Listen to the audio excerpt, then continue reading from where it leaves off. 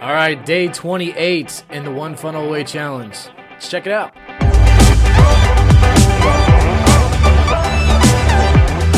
What's up, everybody? I'm Jake. Welcome back to the channel. If you're new here, consider subscribing. It is day 28 in the One Funnel Away Challenge review. Like the background? All right, now I can't get the audio to sync right, so it's going to be a little off, and now you're all going to notice it now that since I mentioned it. You're welcome. So, day 28, it's basically mission review, but for being a review day, they actually covered quite a bit. Russell's just letting you know that you need to test your funnels. He did mention that you need to test it with a fake credit card because you can put Stripe into test mode and run all your stuff through to see if it's working. And then he also did say that he wants you to test it with a live credit card. Literally, you take out your credit card and you run it like a normal customer would. Now, you are going to lose a little bit of money on this if you do it that way because of credit card fees and transaction fees and all that. Otherwise, not that big of a deal. You're going to get the vast majority of it back. You lose like 3% or something. Basically, just saying test every part of the funnel. And then Julie, who is saying the exact same thing. The only difference is she gives you a list of things to test and kind of walks you through doing some of the testing. We'll show you this. Here's her list. This is what's in the booklet too. That's all the stuff she's testing. She kind of walks you through most of it. It's pretty simple stuff. You just want to check it first through the testing feature, and then you want to test it live if you can. If you don't have the money to test it live, then obviously skip that, but it's definitely a good idea. Or find one customer and try to let them test it for you. That'd be another way. But yeah, this is actually another one of those videos that probably needs to be updated. There was a little bit of outdated information. Nothing too major that's going to mess anything up, but just one of the probably 5 or 6 videos I've found so far that gives old information that doesn't really apply because of updates and stuff. Figured I'd mention that. All right, so after you get done with her video, you got Jim Edwards. He's basically just posting a podcast, one of his podcasts he does. It's all about improving your sales copy, publishing. But yeah, he's basically saying check your headline. Your headline should pretty much be a pre-frame for what's in your funnel. It should be a pre-frame and grab attention at the same time. Your goal is to give them something to react to, like emotionally if you can. Give them a reason to stay. So if it's not doing that, obviously tweak it a little bit. Oh, he did mention something that was pretty interesting. It's called above the fold, which is you scroll all the way up to a page. See, that's where you see. So you got the mission review here, you got the video here, the download worksheet, PDF.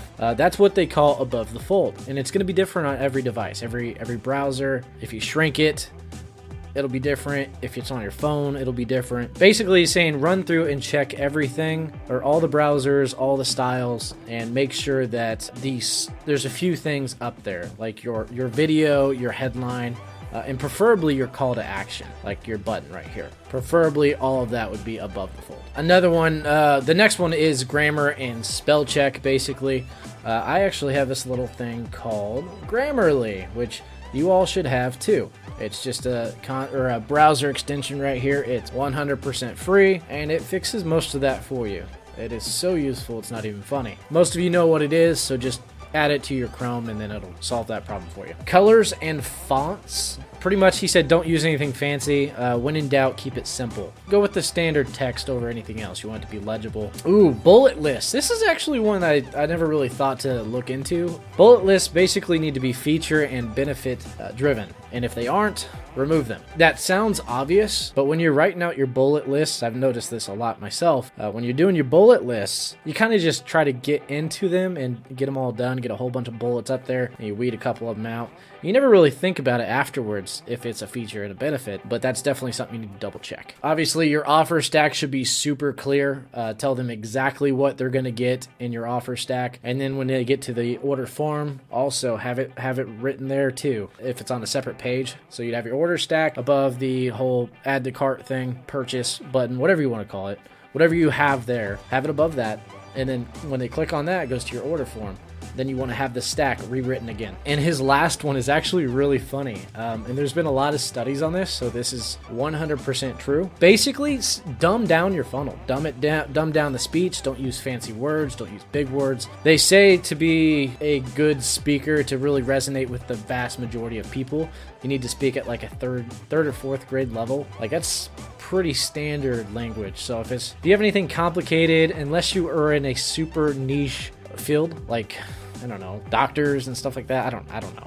I got nothing. But unless you are in a field that requires that type of speech, then you probably need to avoid it and just keep it simple. Oh, not only keep it simple, but add a lot of pictures.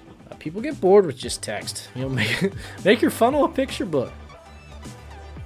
I mean, think about all the best funnel or sales pages you've seen. Most of them kind of look like a picture book.